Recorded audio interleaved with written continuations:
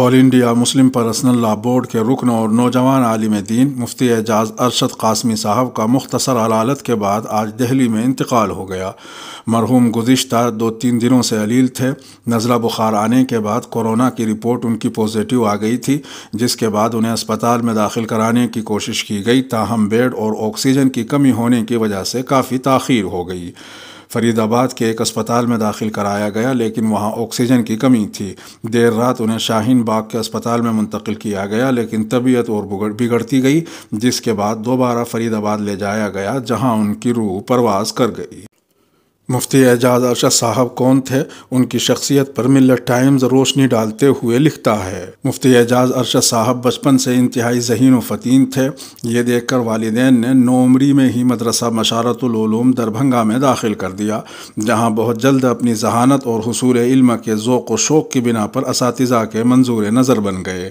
ہر درجے میں اعلیٰ نمبرات حاصل کرتے ہوئے کامیابی کے زینے طے کرتے رہے۔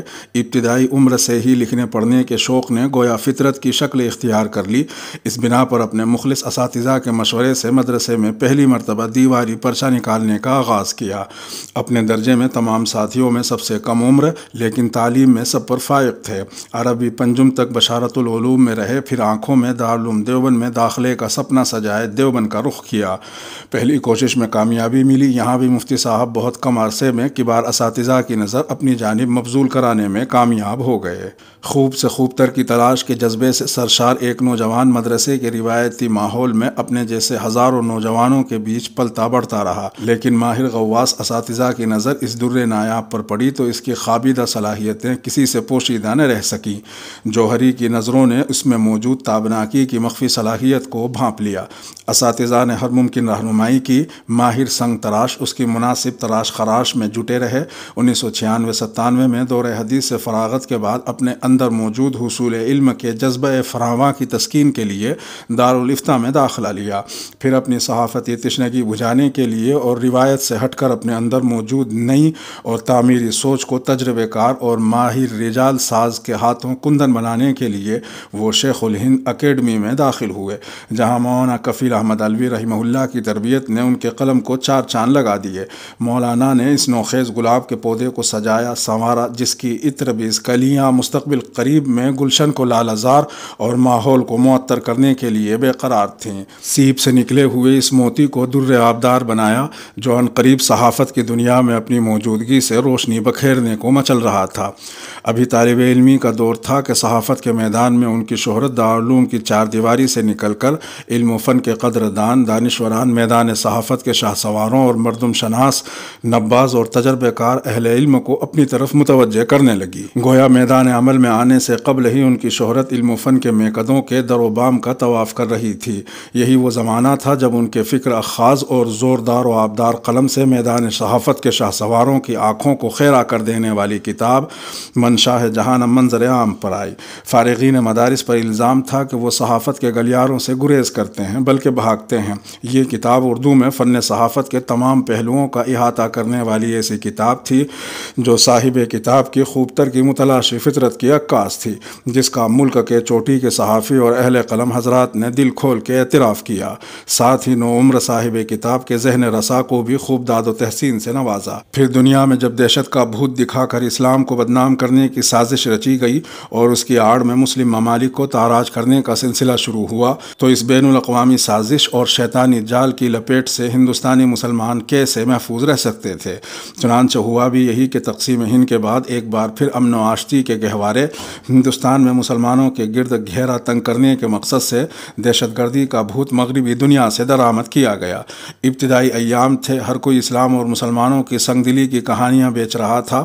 اخبار و رسائل اس شد و مد کے ساتھ اسلامی تعلیمات پر حملہ آور تھے کہ مسلم لیڈران، علماء و دانشوران قوم حواس باختہ ہو کر دفاعی پوزیشن میں آ گئے تھے۔ اہل قلم کے ہاتھ اور خطیب کی زبان پر اس شدت سے لرزہ طاری تھا کہ دفاع کرتے کرتے مسلمات دین کا انکار روزمرہ کا واقعہ بن گیا۔ کوئی سرے سے جہاد کا انکار کر رہا تھا، کوئی الٹی سیدھی تعویل کر کے اہل وطن کو مطمئن کرنے کی کوشش کر رہا تھا۔ دہشت گردی کی مذمت اس انداز میں کی جا رہی تھی گویا اس کے مرتکبین مسلمانوں کے علاوہ کوئی اور نہیں، اور اس کا منبع اسلامی تعلیمات ہیں جن پر وہ شرمندہ ہیں، اور ان تعلیمات میں تبدیلی یا ان کی تجدید وقت کی شدید ترین ضرورت ہے۔ ان کا دفاع اسلام اور مسلمانوں سے دہشت گردی کا داغ دھونے کے بجائے پورے عالم اسلام کو کٹہرے میں کھڑا کر رہا تھا۔ بہت چنندہ لوگ تھے جو پوری قوت، بھرپور اعتماد اور ایمان کامل سے لبریز ہو کر اسلام کے صحیح موقف کو اسی صورت میں پیش کر رہے تھے جیسا اللہ اور اس کے رسول صلی اللہ تعالی علیہ وسلم نے بتایا۔ اس موقع پر پھر ایک 25 سالہ نوجوان قلم اٹھاتا ہے۔ عنوان ہے جہاد اور دہشت گردی۔ کتاب مکمل ہوتی ہے۔ دارالعلوم کے کبار اساتذہ ایک ایک حرف پر تنقیدی نگاہ ڈالتے ہیں، ہر پہلو سے جائزہ لیتے ہیں۔ خدشہ ہے کہ کہیں نوجوان نے جذبات کی روح میں بہہ کر کوئی ایسی بات نہ لکھ دی ہو جو اسلام کے منافی ہو، یا ایسا انداز نہ اختیار کیا ہو جس سے غیروں کو اسلامی تعلیمات پر چھینٹا کشی کا مزید موقع مل جائے۔ لیکن آخری حرف تک پہنچتے پہنچتے ہر کسی کی زبان اس نوجوان کے لیے دعائیہ کلمات سے لبریز ہو گئی۔ اساتذہ اپنے ہونہار شاگرد کے لیے داد و تحسین کے وہ کلمات استعمال کرتے ہیں جو علم کی دنیا میں بہت کم شاگردوں کو نصیب ہوئے۔ مفتی اعجاز ارشد صاحب کو انہی گوناگون خوبیوں کی بنا پر دارالعلوم میں شعبہ انٹرنیٹ کی پوری ذمہ داری دے کر میڈیا سیل کا انچارج بنایا گیا۔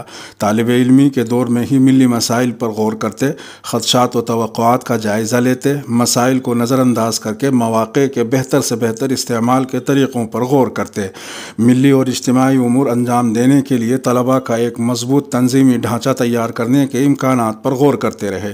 چنانچہ اپنی بے چین طبیعت کے تقاضے پر ابتداءً اپنے ضلع مدھوبنی کے طلباء کو لے کر اسٹوڈنٹس اسلامک فیڈریشن کے نام سے ایک تنظیم کی بنیاد رکھی، جس میں مدارس کے علاوہ کالج اور یونیورسٹی کے طلباء بھی شامل تھے۔